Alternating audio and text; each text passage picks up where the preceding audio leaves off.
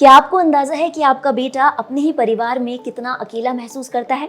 Nancy गुडोरो की एक thesis है जिसका नाम है द मेल इनएक्सप्रेसिवनेस, जिसमें बताया गया है कि एक ही माँ के दो बच्चे, एक लड़का और एक लड़की, बड़े होते समय किन अलग अलग अनुभवों से गुजरते हैं। जब बेटा बड़ा हो रहा होता है, कुछ 8 या 9 साल का, तो उससे कहा जाता है कि अलग सो, सामने मत नहाओ, अलग से कपड़े बदलो।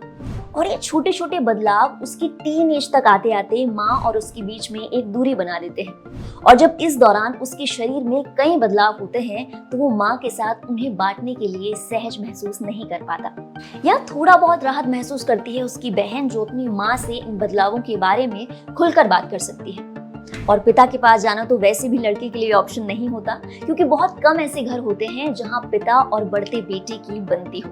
और अब जो बेटे के पास रहा सा ऑप्शन बचता है वो है उसके दोस्त, और वो दोस्त जो तब उन्हीं परिस्थितियों से निकल रहे होते हैं। तो जहां से जिसको भी थोड़ा अधूरा ज्ञान मिलता है वो आपस में आके बांट लेते हैं। ये बात सुनने में बहुत अजीब लग सकती है, लेकिन एक बढ़ते बच्चे की सेक्स और रिप्रोडक्टिव ऑर्गन्स में क्यूरियोसिटी होना बहुत लाजमी सी बात है। बावजूद इसके पेरेंट्स इस बारे में उनसे बात नहीं करते, और गलती से अगर किसी दिन बच्चा भटक जाए तो दोष भी उसी को देते हैं। हाल ही में आई फिल्म OMG 2 भी इन्हीं चीजों पर बेस्ड है। कहानी है एक टीनेज लड़की की जिसके प्राइवेट पार्ट के साइज को लेकर उसके दोस्त उसका बड़ा मजाक बनाते हैं। अब लड़के को पता ही नहीं है कि क्या सही है और क्या गलत। इसे जानने के लिए वो गूगल करता है, अपने बायोलॉजी के टीचर के पास जाता है, लेकिन जवाब नहीं मिलता।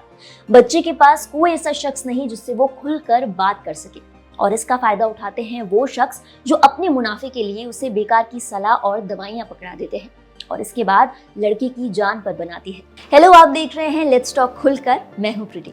आज बात करेंगे टीनेज में होने वाले उन बदलावों के बारे में जिन्हें लेकर लड़के अक्सर परेशान रहते हैं।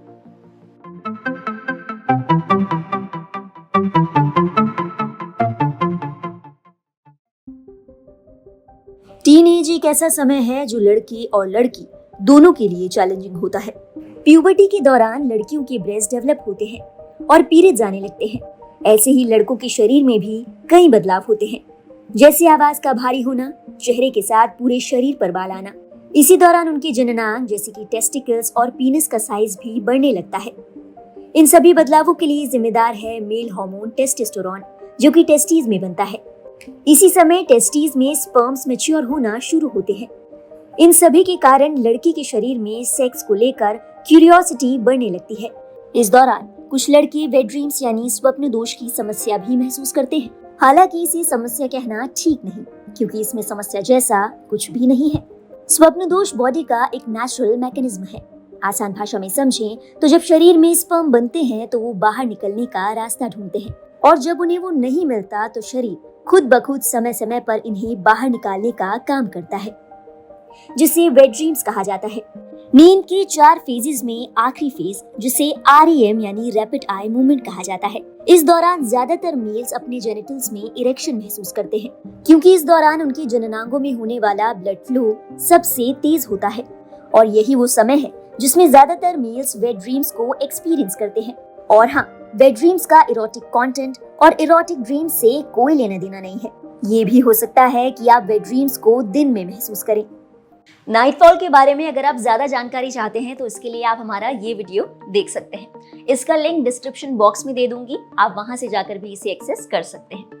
और हाँ, नाइटफॉल लड़कियों को भी होता है, तो इस बारे में बहुत हवा बनाने की जरूरत नहीं है, ये बिल्कुल नॉर्मल है। कुछ लोगों ने पुराने वीडियो में ये भी पूछा है कि क्या मास्टरबेशन करना सही है, तो इसके बारे में बेहतर है कि हम डॉक्टर से बात करें ताकि कोई कंफ्यूजन नहीं रहे।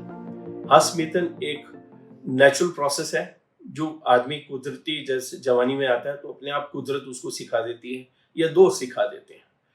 हस्तमिथन ये एक सीमित तरीके से किया जाए तो कभी नुकसान नहीं देता है।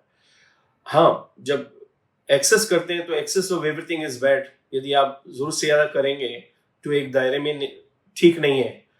नॉर्मली कहा जाता है कि 2 से 3 बार या 4 बार एक हफ्ते में इज गुड इनफ, इससे ज्यादा की जरूरत नहीं है।